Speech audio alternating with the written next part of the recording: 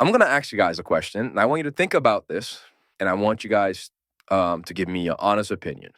All right, or at least think about it and see how you would feel about this. Imagine if you had a family member or friend who came to you and said, I'm running into a really tough situation. I need a place to stay. I need help getting an apartment. And, can you help me out with that? Right. And you said, sure. And you understand that they're in a tough situation. So what you do is you go out and you help them get an apartment. You pay for the first 3 months, right?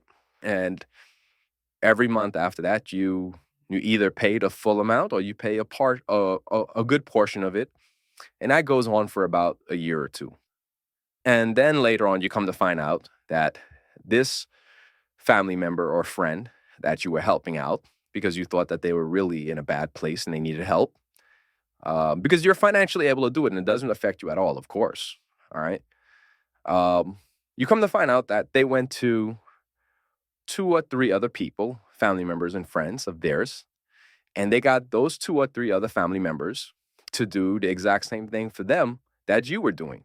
So now they have, four houses or apartments that are being paid for by four different other friends and family members. And they live in one of those units, and the other three, they're renting them out at market value. So what you're paying for the rent, right? Because you're paying the landlord directly, they're renting out those places and they're collecting the money on that, right? So they have four units, four apartments that are being rented out, and they're collecting money on three of them. They live in one of them, right? How would you feel about that? Now, for those of you who would look and say you would probably want to wring the crap out of them or, do some very other, you know, beeping things to them. I have to say beeping because I'm trying to keep this very PG-13. I want you guys to understand that's exactly what's happening right now with our welfare system. There's really no checks and balances in place for the welfare system. And for those of you who don't understand how the welfare system work, I'm just going to go down a quick breakdown of it, all right? This is going to be a quick breakdown. The federal government basically gives out the money to each state, and then the states are responsible for giving out that welfare money to the people in their state. Here's where the problem is.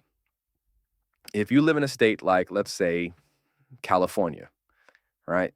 And, somebody applies for Section 8 in California, and that Section 8 is paying their entire rent or just paying a good portion of their rent. That person can just cross over and go to Arizona and apply for Section 8 over there. And they can get it. And when they get that Section 8 in Arizona, they're going to go ahead and have an apartment in California and one in Arizona. If they live in the one in California, they can rent out the one in Arizona. And the reason that can happen is because each state welfare system is not talking to the other states. So therefore, they don't know that that person is getting benefits in both states.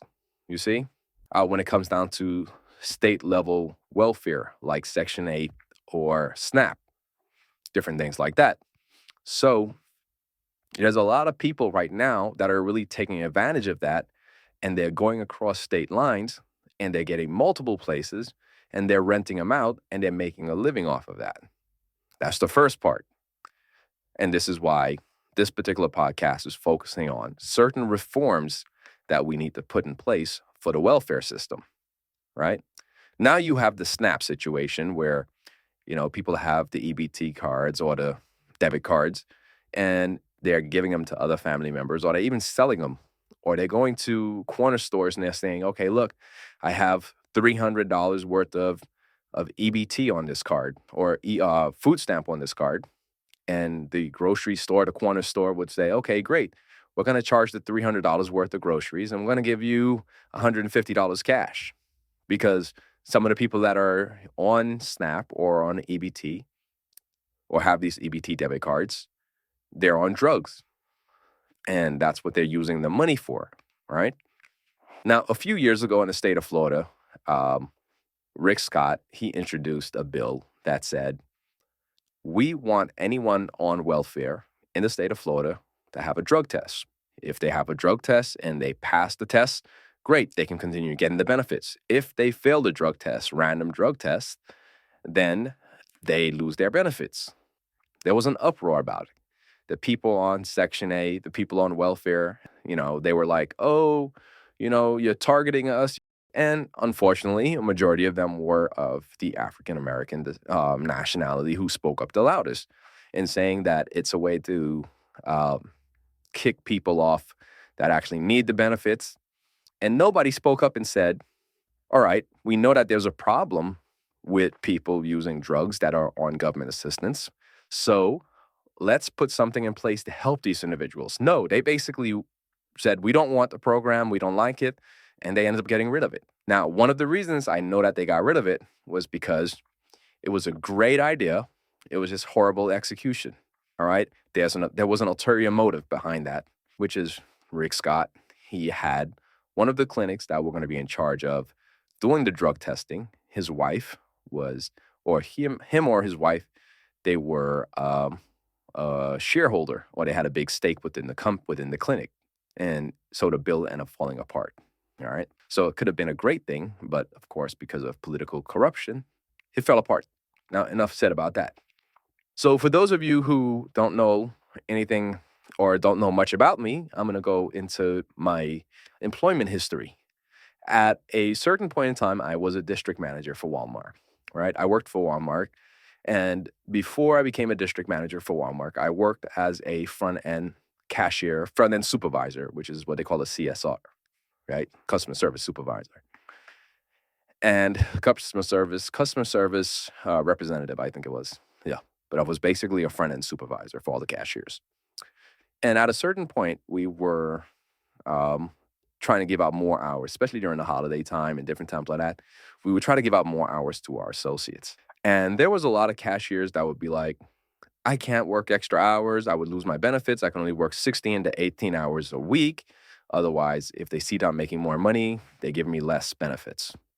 And if we offered them full-time, oh, well, I cannot take full-time because then I'll lose my benefits.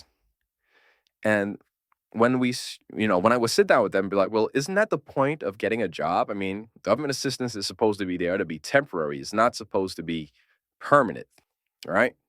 And that's when I started to really kind of, like, how you can say this, dive down the rabbit hole. And that's when I really started to understand that, there's really no time limit when it comes down to welfare, Section 8, or anything else like that. As long as you can show that you're not making enough money, they're going to keep you on there.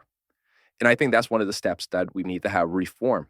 We need to make sure that, that there is a time limit, that there are certain expectations put on somebody that gets onto Section 8 welfare or any kind of system like that, right? Because in life, we're going to have moments when we're up, and we're going to have moments when we're down. And I think when we're down, the welfare system should kick in and it should help us. And then once we get back up on our feet, the resources from that welfare should be transferred over to somebody else that's down. But if you're someone who's constantly down and refuse to even try to get up, those resources are tied up with you. So other people, when they fall down, there's nothing there to really help them, And I think that's a major part of the issue that I have. There's so many other issues and so many other things that we can talk about when it comes down to the welfare system. But I'm just going to cover one more topic because I like to try to keep my podcasts very short, would be someone who's already on welfare. If you're already on welfare and getting the government assistance and you have one child, if you decide to have a second or a third or a fourth child, I think after that first child that you have and you're already on government assistance, any additional children after that, you should not get any additional benefits because now you're choosing to continue bringing life into this world that you cannot afford to maintain, right? I know it sounds harsh, but that's the only way some people learn. Because some people understand, like, hey, the more kids I have, the more benefits I get, the easier my life is. That instead of paying for a one-bedroom apartment, I have 2, 3 kids, they're going to pay for a house. They're going to pay the light bill. Instead of getting With one kid, I might get $150 with food stamp, but with 3, 4 kids, I can get $400 or $500. And some people they actually literally live off of the welfare system like that. So I think that we need to have reforms. We need to have checks and balances put in place. I believe in helping those who are down and out. I just don't believe in helping those that are. I just don't believe that the system right now is fixed to where it's actually being able to weed out the ones that are just sitting down and taking advantage of the entire welfare system. But I think it just had to be said.